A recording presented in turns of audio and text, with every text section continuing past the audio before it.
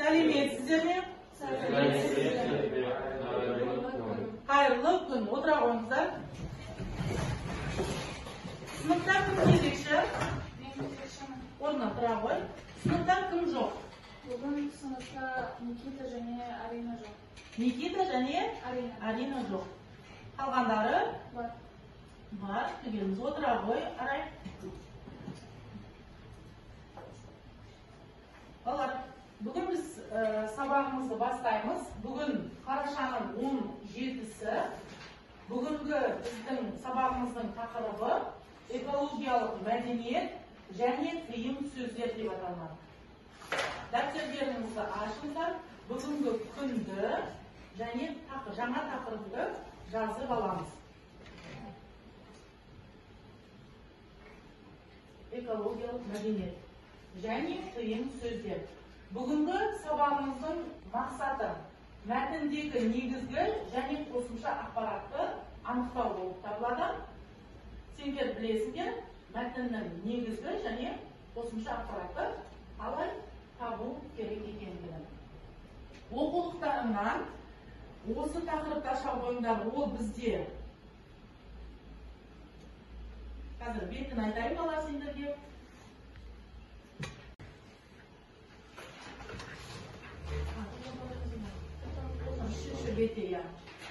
Ал енді мұқиятындай қойыңыздар. Балар, бізде экологиялық мәдениет қазақ халқында кешегі ұлттық экология тақырыбын өткен кезде айтылған болатын. Енді осы экология тақырыбына қатысты қиын сөздерге тоқталатын боламын. Экология қатысты қиын сөздерді қазақ халқы бірнеше топқа бөлген. Олар бірінші суға қатысты сөздер, қиын сөздер. Қиын сөздердің өзі балар, бұл біздің табиғатқа деген, табиғат құбылыстарына деген наным сенімдерінен туындаған. Және бұл қиын сөздерді бала тәрбиесіне өзіндік пайдасы және біздің экологиялық мәдениетімізде бірден бір дәлел ретінде айта аламыз. Бірінші суға қатысты қиын сөздер бар. Олар бізде суға көрме дейді, иә? Сендер білесіңдер, қазақ халқы көшпенді халық болды, және олар сол көшіп қонып жүрген жерлерінде құдық қазып, сол құдықтың ішін суды лайлама, судың ішін түкіруге болмайды деген сынды суға қатысты осындай қиын сөздерді атап айтқан екен. Келесі жануарларға, жан-жануарларға, жәндіктерге қатысты қиын сөздер деп екінші топқа бөле аламыз.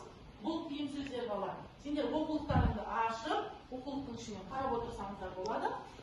Жан-жануарларға байланысты балар бізде мысалға құмырсқаның илеуін бұзба, аққуды атпа, сонымен қатар құстың ұясын бұзба сынды, малды аяққа теппе сынды жаңағы қиын сөздер бар. Балар, мысалға құмырсқа жәндігі өте еңбекқор екенін білесіздер, иә? Ол жәндіктің балар адамға алау айтардай зияны жоқ. Бірақ балар, ол құмырсқаның иленуін бұзу, оның сонша еңбектеніп жасаған ұясын бұзу болып саналады екен. Енді ары қарай кеттік, өсімдіктерге қатысты қиын сөздер деп үшінші бір топқа бөлінеді. Бұл балалар қиын сөздердің негізгі көбі өсімдікке байланысты. Бірінші, көкті жұлма деп айтады. Тікелей мағынасында емес, білесіздер, көк дегеніміз, яғни жаңа өсіп шығып келе жатқан шөпті жұлуға болмайды деген сөз. Одан өзге, мысалға, ағашты кеспе деп айтады. Қазақта бір тал кессе, 10 тал егу керек, яғни 10 тал ек деген мақалда жақсы сөз де бар. Көкті таптама дейді, яғни аяқпен басуға болмайды деген сөз, және ағашты кеспе сынды осындай қиын сөздеріміз бар. Қазақ атамыз қиынсыз елдің жасы жүгенсіз болады дейді. Яғни біздің осы қиын сөздеріміз балаларымыздың, яғни болашақ жастарымыздың өсіп өнуіне де көп әсерін тигізеді екен. Сабағымызды мәтінді оқудан бастаймыз. Оқулықтың 95-ші бетіндегі 7-ші тапсырманы оқимыз. Тізбектеп оқимыз. Бірінші бастайды. Бір сөйлемнен оқимыз. Деп айтылады. Астарады қолында практикалық тәжірибеден туған ой тұжырым концепция бар. Sizlerin bahsi bölümü atmasına da olan. Ата-бабаларымыз тілін қатысынан тілін тұруға құштар болды.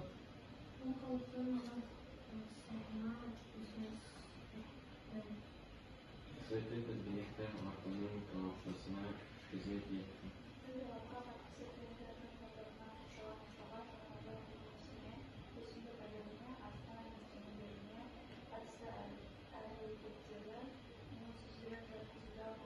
Мысалы, бүгінгі сынама алға тарап қалады, ұстылға көпі жома, күн шыққан соң, ұстама бейуақытта репаренті қосқа.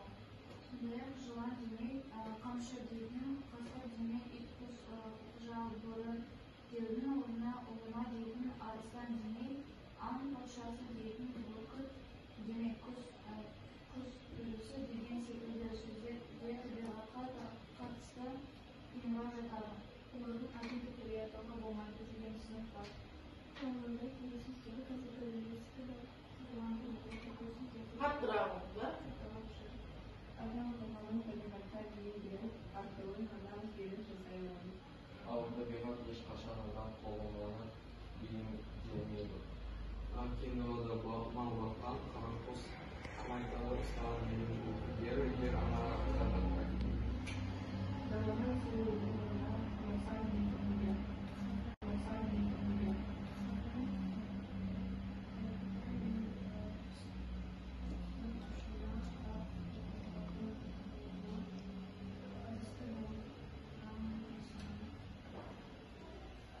Келесі. Savaşlar köşküne yıldın medeniyetinde dağ zanı payda болған.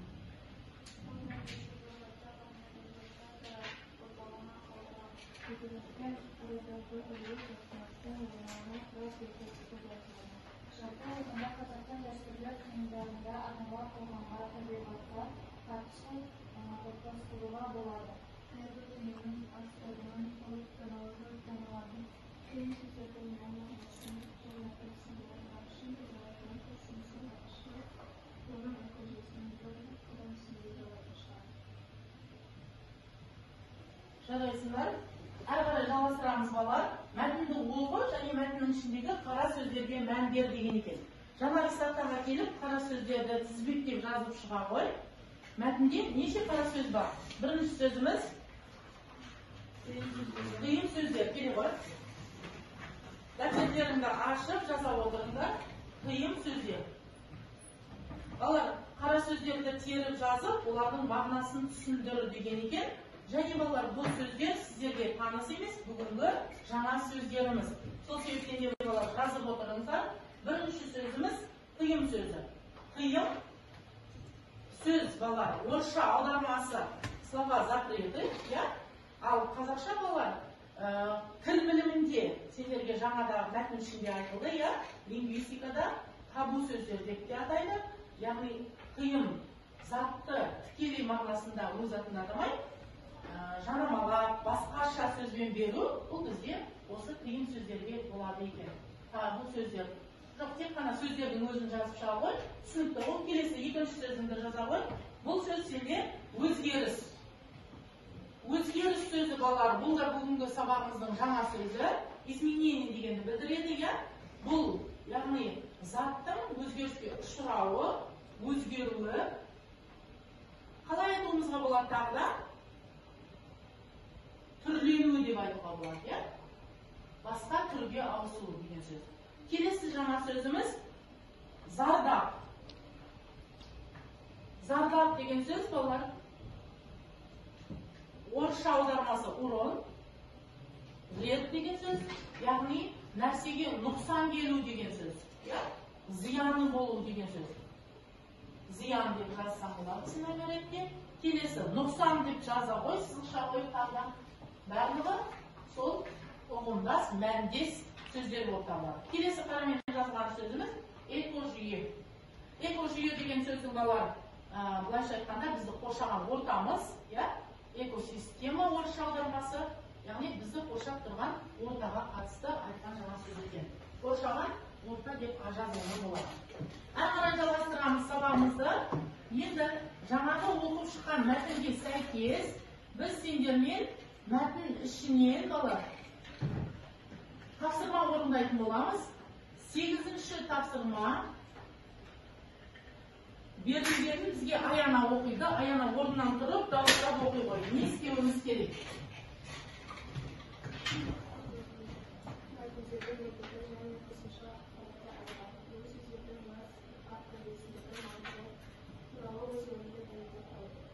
Жақсы, жарайсың, отыра ғой. Мәтіннің ішінен балар негізгі және қосымша ақпараттарды анықтауымыз керек. Сендерге балар кесте түрінде берілген екен. 2 минут уақыт беремін. Мәтін ішіндегі негізгі және қосымша ақпаратты ажыратып дәптерлеріне жаза қойыңыздар. Тапсырманы орындаймыз.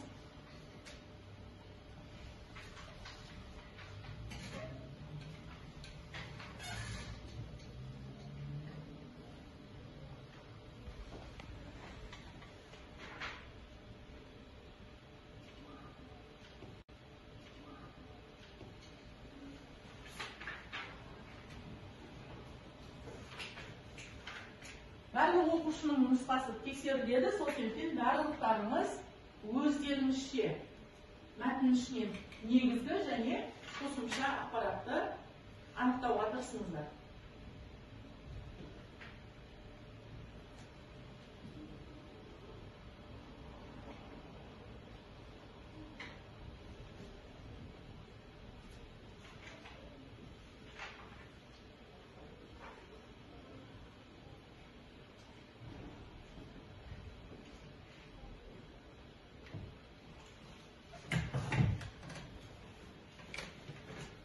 Дайын оқушы болса, қолдарыңызды көтеріп, оқи берулеріңізге болады.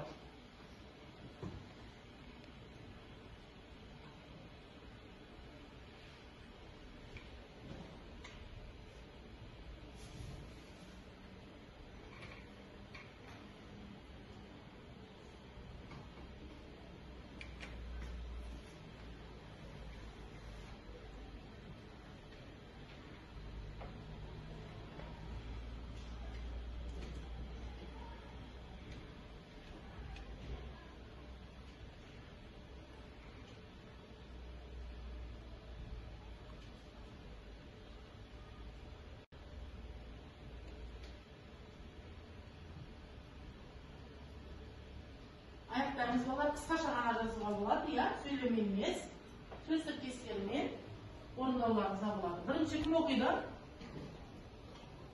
Негізгі ақпарат кім тапты? Жанарыс оқи қойды, орнынан тұрып, дауыстап оқы. Тиым сөздердің басым бөлігі ғаламдағы адамның қағазына арналған.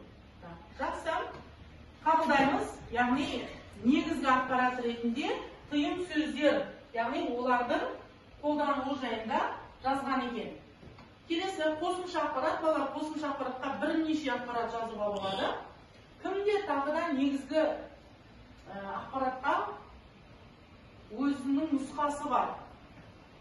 Ал, Дарина оқи ғой. Негізгі ақпарат табиғатқа құбылыстар тыйым сөздер басым бөлігі ғаламдағы табиғат адамның қарым-қатынастарына арналған. Жақсы, дәл солай, иә. Жанар секретарымызды мама жанынан жалпы барлығы жақын екен. Тағы да кімде бар? Гаухар, не оқисыңдар кәнеке? Иә? Негізгі ақпарат жазу ғой. Негізгі ақпараты бұл ата-бабаларымыздың табиғат сырын терең тануға қамтар болды. Бұл халықтың өмір салтына өзгеріс етілді. Біріншіден бұл тыйым сөз, табиғат экология экожүйе. Жақсы. Жарайсың, отыра ғой. Келесі қосымша ақпаратты тыңдағым келіп тұр. Негізгі ақпарат бұл мәтінде тыйым сөз, тақырыптың өзі де айтып тұр, иә? Тыйым сөздер, олардың қолданылуы. Ал қосымша қандай ақпарат оқыдыңдар балар? Кәнеке, иә, Жанарыс оқи ғой. Сондай атылған демей, қанша дейтін тасыр демей, ит құс қолға алып, біреудің орнына оңа дейтін. Астан демей, аңқашасы демей, құс көресі деген секілді сөздер, табиғатқа қатысты тема. Жақсы. Әрине балар, biz үшін, яғни біз білмеген ақпарат, қосымша ақпаратымыз иә, бұл жерде балалар. Жыланды не деп атайды екен? Арыстанды, иә, қыранды не деп атайды екен бүркітті? Құс төресі деп атайды екен. Әрине балалар. Бұл ақпараттар бізде қосымша ақпарат екен мәтіндегі. Арай, не оқисың? Табиғатпен арадағы ізгі қатынастың орнына құрал етіп қолданған. Иә. Дұрыс айтады.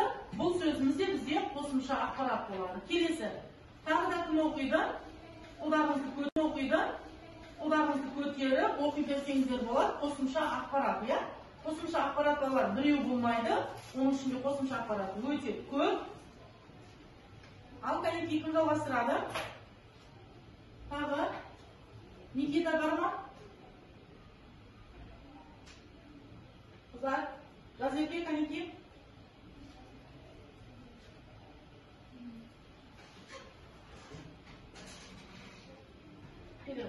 Оқи ғой, қолынан тұрып.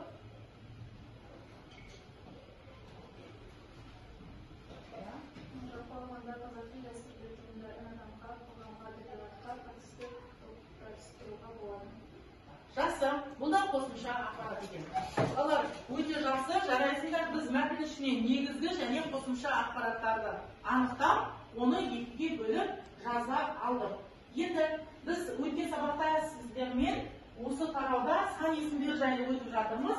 Қазір мен сендерге тақтаға бір-бірге шақыратын боламын. Мен қолдарыма ұстаған сан есімдердің балалар қай түрде, яғни мағыналы қай түрінде жаз десем, соны жазып шығамыз. Бұл бізге кішкене қосымша жұмыс болсын. Бірінші келеді маған. Гаухар, келе ғой. Міне мына жерден бір сан есімді таңдап ал, тақтаға қой жіберде, сол сан есімді маған қандай санын неше? Атай ғой. Реттік сан есімі ретінде жаза ғой.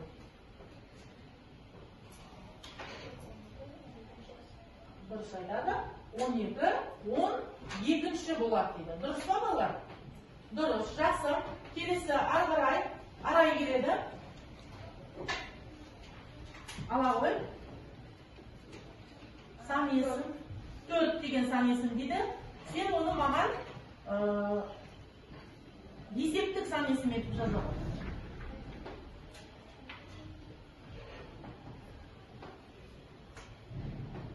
Аяна келеді, келесі сан есімге.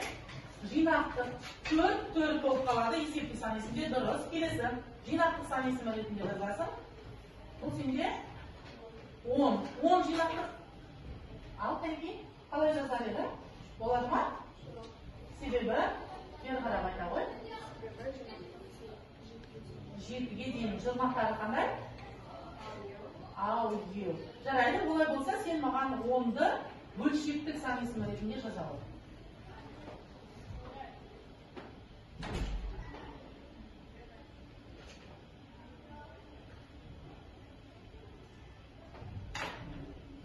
Бөлшектік қалай болады еді балар? Есімізге түсіреміз.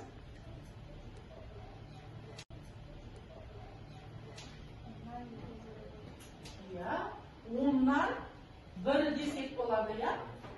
Бөлшектік етіп жазсақ болады. Келесі, Гриша келе ғой. Келесі сан есімді ала ғой. Келсе жылдамдатып жұмыс жасайық. Я. Бұл неше? 6. Есептік сан есімді ретінде жаза ғой.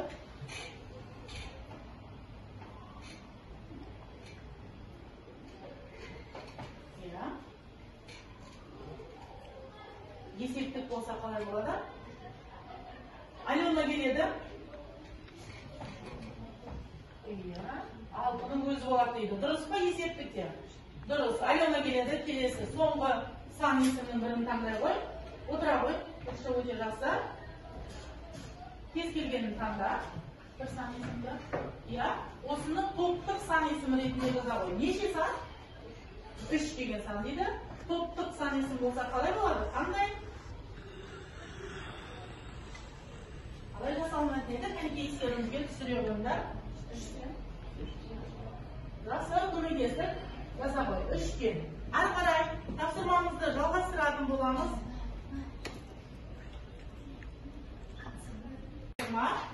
Диаграмманың екі жағына табиғатқа қатысты бір жағына мақал мәтел, екінші бір жағына тыйым сөз, ал ортасына өз тұжырымды жаз дейді.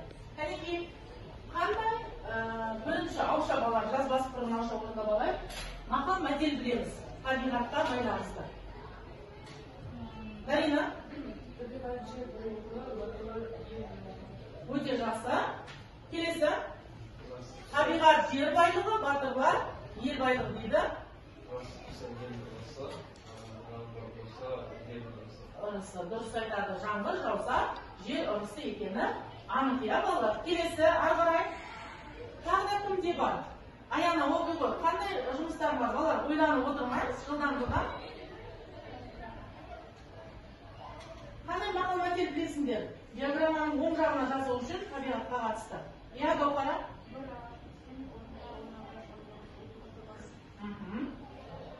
Жақсы, бір ағаш кессең, 10 тал екпеген мақал мәтеліміз бар екен. Ары қарай табиғатқа байланысты тыйым сөздер бүгін өттік. Арай.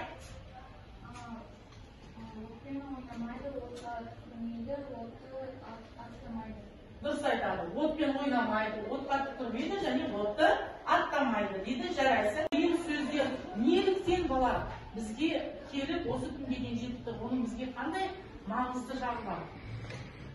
Ол бізге не береді? Бізді неге үйретеді? Өзі жоқ, иә, Дарина?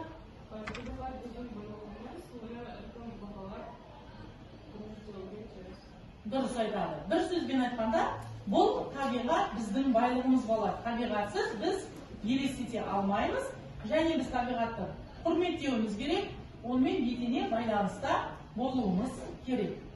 Үй жұмысына тапсырма жазып аламыз. Күнделіктеріңізді аша қойыңыздар. Күнделіктеріңізді ашыңыздар.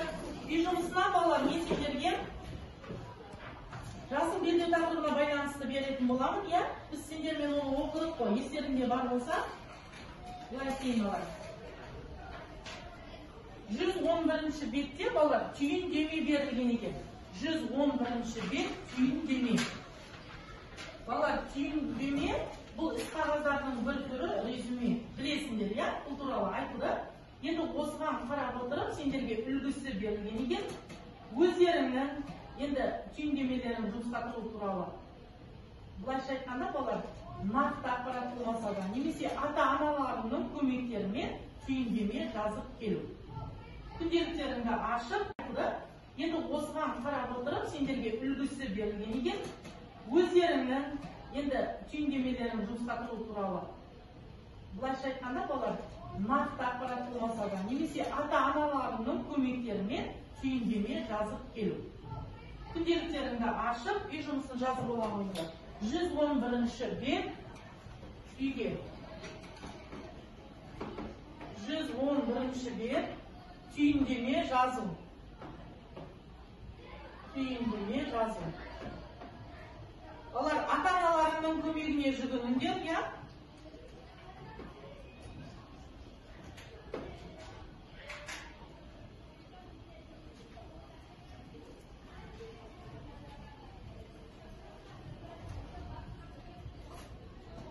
Сонымен, қазіргі соңғы дискрипторымызды тапсырмаға байланысты оқып шығамын. Мақал мәтел жазады, біз жылдамдаттық оқып алдық, тыйым сөздер жазады, өз тұжырымын жазады және жазу сауаттылығын сақтайды. Сонымен балалар, сабағымыз аяқталды. Анау тақтаға балалар өздерінің бүгінгі сабақтан есте қалған бір сөздеріңді жазып тапсырасыңдар. Орнымыздан тұрамыз. Сабағымыз аяқталды. Сау болыңыздар. Сау болыңыздар.